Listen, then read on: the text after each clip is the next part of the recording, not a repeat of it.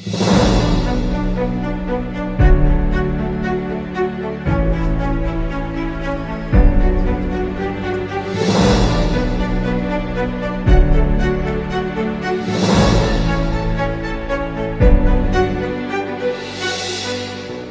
हो अगर आपके शहर के 3 अलग अलग नाम हों?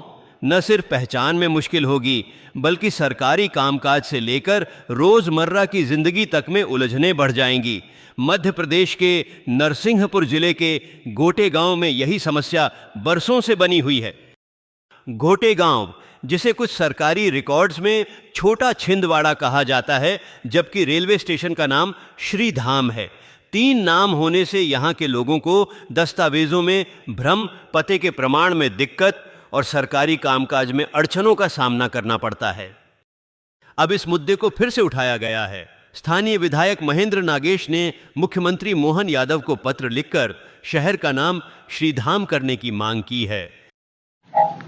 हमको जहाँ तक जानकारी है, 25 वर्ष पूर्व हम उतने समझदार नहीं थे, लेकिन हमको जो जानकारी है कि स्वामी स्वरूपानंद जी सरस्वती जी श्रीधाम स्टेशन का नाम गोटेगांव की जगह श्रीधाम स्टेशन रखवाया था, और वर्षों से यह मांग चली भी आ रही है कि पूर्ण रूपता हो जाए उसमें। तो उसी आधार पर हमने माननीय मुख्यमंत्री जी से, प्रभारी मंत्री जी से और कलेक्टर को भी पत्र लिखा है कि जो उसमें एक योजना मंडल समिति होती है, योजना समिति, उसमें एक नियम है कि अगर कोई एजेंडा लाता है, प्रस्ताव रखता है, तो वो शासन को जाता है। हमारी मांग क्षेत्रीय सामाजिक संगठनों की, कार्यकर्ताओं की और जनता के द्वारा अनेक बार बोला गया है, चुनाव के समय भी और चुनाव के बाद भी। भैया, जनता को क्या समस्या आ रही है उनसे? समस्या कुछ नहीं है, गोटेगांव अच्छा नाम है, ऐसा कोई बुरा नहीं है। उसमें गांव शब्द जुड़ा है, या जैसा भी लोगों को लगता है कि अब श्रीधाम स्टेशन का नाम हो ही गया है, तो पूरे अभिलेखों में भी श्रीधाम हो जाए तो अच्छा रहेगा।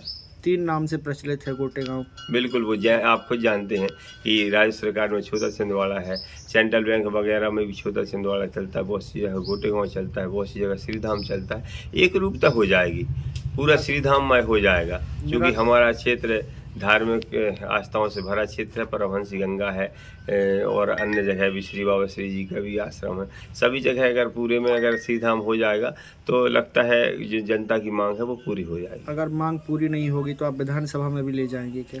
बिल्कुल, जहाँ जहाँ रखने के नियम होते हैं वहाँ हम, वैसे ही तो मुख्यमंत्री जी को आवेदन दे दिए हैं, तो पूरे मध्य प्रदेश के मुखिया हैं वो, और ज़रूरत पड़ेगी तो हम जैसे क्वेश्चन लगाते हैं वैसे हम प्रश्न भी लगाएंगे। अब मेरे को लेकिन आशा नहीं बल्कि पूर्ण विश्वास है, यह योजना समिति का अधिकार है। योजना समिति के माध्यम से फिर शासन को जाता है, वो उसमें हो जाएगा। हमें आशा नहीं बल्कि पूर्ण विश्वास है, हमारे मुख्यमंत्री जी संवेदनशील।